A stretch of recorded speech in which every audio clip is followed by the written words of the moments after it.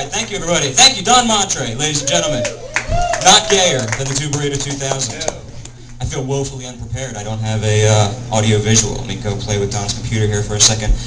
No, again, my name is Sean Curran. I just need to set my stuff down here or I'll never know where I am. All right, I just want to get some things off my chest before I take you guys on this wonderful parade of comedy we're about to head on together. First of all, and it's probably hard to tell because you guys are way, way out there and I'm all the way up here. Let me get this out of the way. I'm not a tall man. In fact, it's safe to say that I am actually rather short. I've sort of made my peace with this point. I'm 30 years old. I've sort of given up on any hope of hitting that growth spurt everybody was promising me all through forever. But no, the fact is that I am short, and I have always been a short man. Actually, I was a short kid before. And there was never a point where I was, the same height as my peers and classmates. I was always the shortest kid in the class, and it was hard for me because, being the shortest, and again, you guys are way out there, so it's kind of hard to tell. I'm also kind of nerdy. I was not born to be an athlete. I was never going to play sports. I would have liked to. I mean, everybody seemed to be having so much fun in basketball and soccer and all that, but it just wasn't for me. But like any kid would, I really wanted to make friends and to have a social life. So I ended up joining the Boy Scouts. And joining the Boy Scouts, you have all these lofty dreams of, you're going to go camping and you're going to get in touch with nature and you're going to learn how to, like MacGyver shit, you're going to learn how to tie together ropes and fashion life-saving devices. And the fact is, the most important thing that I learned from Boy Scouts, and I honestly think the most important thing that anyone could ever learn from Boy Scouts, is pay attention to every fucking detail of everything you see because your fucking life depends on it. And I'll tell you what, that's a lesson that served me well. I still have an overwhelming sense of paying attention to detail. So the age of 10 years old, I don't know that I don't know how to catch a fly ball, but I can certainly plot on a topographical map. I don't necessarily know what a layup is versus a crossover, but I can tell you the difference between and proper use of a square, sliding bowling, and kill a kitch knot. For whatever that's worth. And I'm here to tell you about 20 years later, it's really not worth a whole lot. The other source of interaction I had at that age was as outside of the Boy Scouts. The other way I met kids was I was an altar boy. No, Nathan, not like that. It's not going there with it. As funny as child molestation can be for everyone.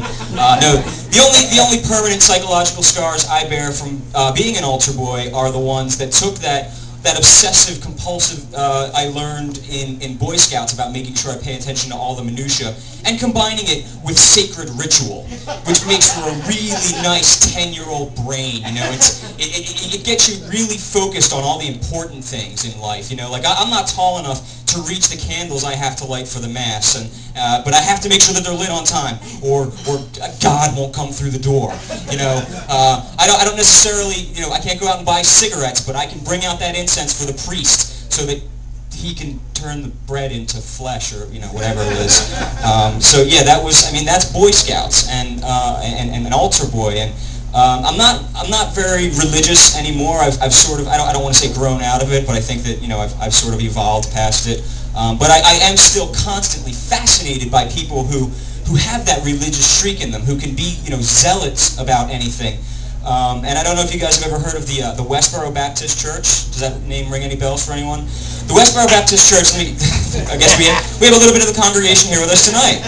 Nice to see you. The Westboro Baptist Church, just to let you know, because I don't want to be the only one who knows, that wouldn't really make for much of a good bit. The Westboro Baptist Church is an evangelical faith, and what evangelicals believe is in a literal translation of the Bible. And in specific, they believe in a literal translation of the book of Revelation, which is, the time of repentance, and 144,000 Christians will be taken up into heaven instantly, and 7 years of trials and tribulation, and all that sort of thing. Again, the Westboro Baptist Church is not unique in that belief. A lot of faiths, in fact, your president believes that that all that stuff's going to happen. And the other thing about the Westboro Baptist Church is that they believe that the reason that God is angry and that the end of days is actually happening now is because gay people have sex.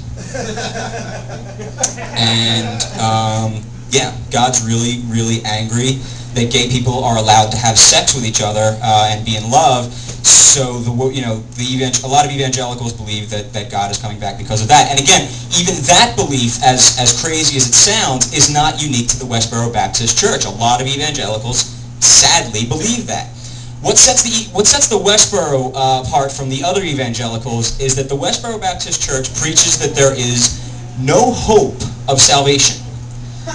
Think about that for a second. There are people who hear this idea of the end of time and the gays are causing it and they believe that, but they also believe that just believing that doesn't save them. There is no salvation for the Westboro Baptist Church. And it fascinates me, it amazes me, and I really think that deep down inside of these people, it's some nugget of their person. They honestly believe that, when the rapture happens, God's going to look nicely on them. It's not going to go so badly for them as it's going to be for the rest of us. I mean, you can imagine, God comes back for the rapture and he's like, "Hey guys, God's home, Daddy's home, everyone. Where are Daddy's dodo birds? Come here, dodo birds, come see Daddy." Wait a minute.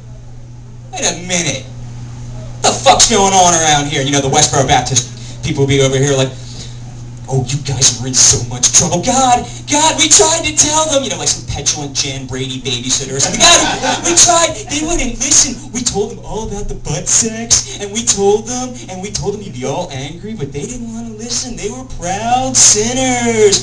Meanwhile, I don't think God's going to care too much about all that. I mean, I think God's got bigger fish to fry. I don't give a crap about that.